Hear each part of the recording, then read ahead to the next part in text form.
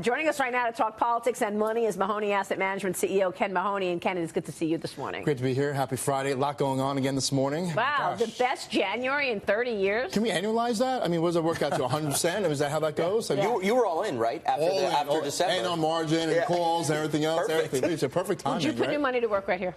You know, we're going to wait for a little pullback. We have to be fair. I mean, I know markets don't always follow the same pattern, but look at 2018. We start off a strong January, and right away, the January barometer, then we saw how well that worked. Sell May, go away. That didn't work. We actually rallied this summer. But, you know, we had choppiness last year, right? January was up, February down, March popped. So, again, we got to take some shillings off the table here. We've had a really good run here. We're in earnings season, which is good news. And pretty soon we're going to have a void. We're not going to have the earnings to kind of drive this market. We're going to go back to those headlines are kind of not so positive, let's put it that way. I think the interesting point, though, is that now that earnings are out, you're going to have companies coming in and buying their own shares again, right? Like, I keep reading notes from J.P. Morgan, Goldman Sachs talking about buybacks are still going to be, you know, at near peak levels, right, where they're coming in because guess what?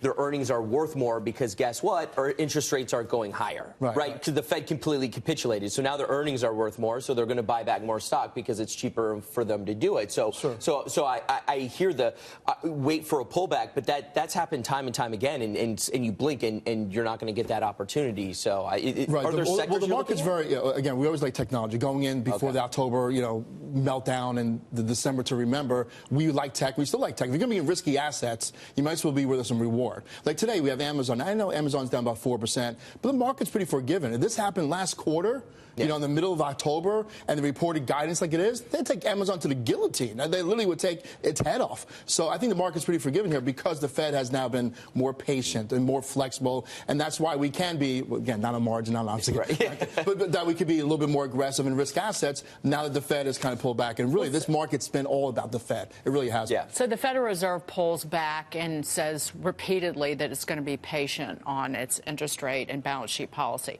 However, but that seems to signal that the U.S. economy, along with the rest of the world, is slowing and maybe more dramatically than people think. Nevertheless, month of January, small cap stocks, very sensitive to the U.S. economy, up more than 11%, the best performer of all the major market gauges. What does that tell you? Granted, they're still down 13% from the August high. Well, remember, small caps about domestic, right? So they're really more about, they're not so worried about the China headlines.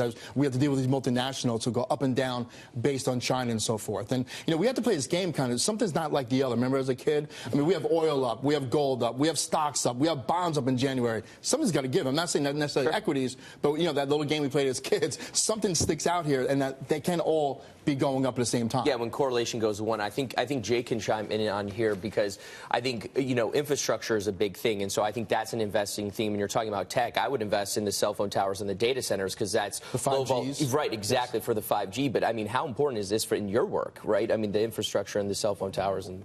Infrastructure is incredibly important to the work that we do, and we're seeing that impacted in places like Houston. We're seeing that impact in places like Puerto Rico, Florida. I was just in Florida visiting our rebuild efforts down there. We'd love to see an infrastructure package get pushed through Congress because we see our crumbling bridges, create a lot of jobs, and it would also make our communities a lot more resilient in the face of these increasing threats from disasters that we're seeing.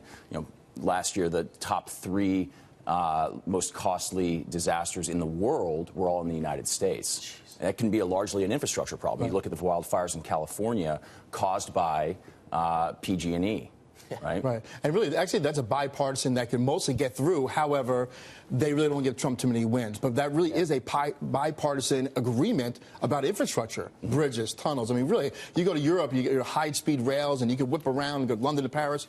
And here we are in the States, and we really have this crumbling infrastructure. And it is something bipartisan, but I don't think it gets through this Congress. So, bottom line, you're a seller ahead of the jobs numbers. Not so much. Look, again. You said you got to lighten up. Well, take some shillings off the table. Is that what I just heard? We do, but not so much because the number comes up. No, I know. I'm just saying.